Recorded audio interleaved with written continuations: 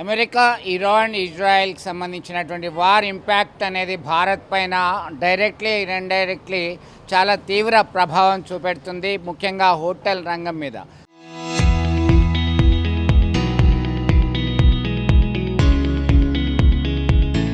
Commercial gas cylinder ఎప్పుడైతే ఆపేశారో దానికి సంబంధించి ప్రత్యామ్నాయ మార్గాలను ఎంచుకున్నారు. ప్రస్తుతం మనం ఇక్కడ కరీంనగర్లో ఉన్నటువంటి కొన్ని హోటళ్ళు కట్టెల పొయ్యిలు వాడుతున్నారు. దీనికి సంబంధించి ఎలక్ట్రిక్ స్టవ్, ఇది ఎలక్ట్రిక్ దానిపైనే సింగిల్ ఫేస్కి సంబంధించి నూతనంగా ఏర్పాటు చేయడం జరిగింది. దీనిలో భాగంగా చాలామంది ఇటు వడ, పూరి అడిగేటువంటి కస్టమర్లు ఉన్నారు. వాళ్ళని ఓడగొట్టుకోవద్దు అనేటువంటి ఉద్దేశంతోన మరి ఎందుకు ఇట్లాంటి వినూత్నమైనటువంటి ఆలోచన చేశారు, దీనికి సంబంధించి ఎంత ఖర్చు అయింది, ఈ కరెంటు మెషిన్కి సంబంధించి దాని గురించి పూర్తిగా మనం తెలుసుకుందాం. దీనికి సంబంధించి నిర్వాహకులు ఉన్నారు, ఫణిత ఉన్నారు. ఫణిత గారు చెప్పండి, ఏంటి అసలు ఈ యుద్ధం ఇంపాక్ట్ అనేది డైరెక్ట్లీ ఇండైరెక్ట్లీ అనేక రంగాల్లో ఉంది.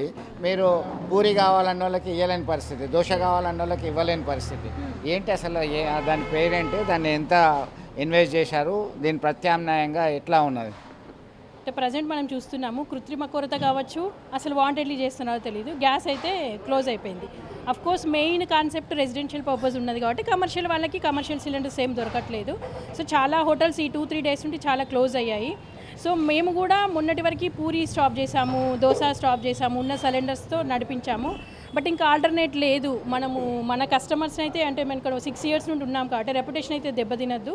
సో కొంచెం ఎక్స్పెన్సివ్ అయినప్పటికీ ఒక 30,000తో ఈ ఎలక్ట్రిక్ ఫ్రైయర్ని తీసుకొచ్చాము. ఈ ఫ్రైయర్లో పూరి, బోండా, వడ అన్నీ వస్తున్నాయి. దాంతోపాటుగా సాయంత్రం మిర్చి, వడ, పునుగులు, సాయంత్రం స్నాక్స్ కూడా రన్ చేస్తున్నాము. సో ఆల్మోస్ట్ దోశ అనేది క్లోజ్ అయిపోయింది. బట్ మేము రెప్యుటేషన్ దెబ్బతినద్దు. మళ్ళీ డైలీ వేజ్ వర్కర్స్ ఉన్నారు మనకి. పండగ పూట వాళ్ళకి వర్క్ లేకపోతే వాళ్ళకి కూడా ఇబ్బందులు అవుతాయి కాబట్టి ఆర్థికంగా ఇబ్బంది పడతారు కాబట్టి ఇంకా క్లోజ్ చేయొద్దని ఎక్స్పెన్సివ్ అయినప్పటికీ కూడా సింగిల్ ఫేస్తో నడిచే ఎలక్ట్రిక్ ఫ్రైయర్ తీసుకున్నానండి.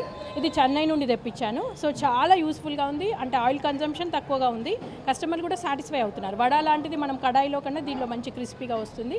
ప్లస్ దాంతోపాటు మనకి కరెంటు కూడా తక్కువ అవుతుంది. అంటే ఉన్న సిచ్యువేషన్లో మేము ఒక సిలిండరు అంటే మనం బయటకు చెప్పలేకపోయినా బ్లాక్లో కొనాల్సిన పరిస్థితి, బ్లాక్లో కూడా దొరకలేని పరిస్థితి. నిన్నటి వరకు మేము 2,500, 3,000 పెట్టి కొనుక్కున్నాము. ఈరోజు అది కూడా వచ్చే పరిస్థితి లేదు కాబట్టి ఇంకా ఇది మనకి ఎలక్ట్రిసిటీ కూడా తక్కువ అవుతుంది కాబట్టి ఇది అట్లా మనకి బెనిఫిటే.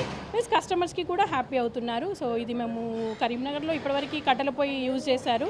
మేము ట్రై చేసాం కానీ ఇదైతే ఇన్నోవేటివ్గా ఉంటుంది. పాపం కట్టెల పొయ్యి కూడా వీళ్ళు వాడలేరు, వర్కర్స్కి కూడా ఇబ్బంది కదా. ఒక రోజు వాడతారు, 2 రోజులు వాడతారు, థర్డ్ ఐస్ ఎఫెక్ట్ అవుతున్నాయి కాబట్టి ఇది బాగుంది అన్న కాన్సెప్ట్తో ఇది తీసుకొచ్చామండి. సో మొత్తానికి హ్యాపీయా ఇటు customers, workers? Customers happy. Plus that అన్ని హోటల్స్ ఇంక్రీజ్ చేశాయి అమౌంట్. మేము అదే 35 రూపీస్కి ఇంక్రీజ్ చేయకుండా దీంతో అంటే నామినల్ మా ప్రాఫిట్స్ వచ్చాయి కదా, no loss no profit. But మేము హోటల్ రెప్యుటేషన్ దెబ్బ తీసుకోలేదు, సో కస్టమర్స్ని కూడా వదులుకోదలుచుకోలేదు కాబట్టి ఇది ఇంట్రడ్యూస్ చేస్తాము. చూశారు కదా, కస్టమర్ల సాటిస్ఫాక్షన్ అనేది చాలా ముఖ్యమైనది అనే ఉద్దేశంతో వినూత్నంగా ఆలోచించడం జరిగింది. చెన్నై నుంచి ఈ ఫ్రైయర్స్ తీసుకొచ్చి వాడుతున్నారు. దీనిపైన అవలీలగా పూరి, వడ లాంటివి చేయడానికి ఈజీగా ఉంది. దానికి మన్నికైనటువంటిది అందజేస్తున్నాము, వర్కర్స్కి పని ఉంటుంది, మేము రెప్యుటేషన్ కాపాడుకుంటున్నాము అనేటువంటి ఉద్దేశంతో నిర్వాహకులు చెప్తున్నటువంటి పరిస్థితి. విడుదల సుమంతుతో కలిసి చంద్రశేఖర్, RTV, కరీంనగర్.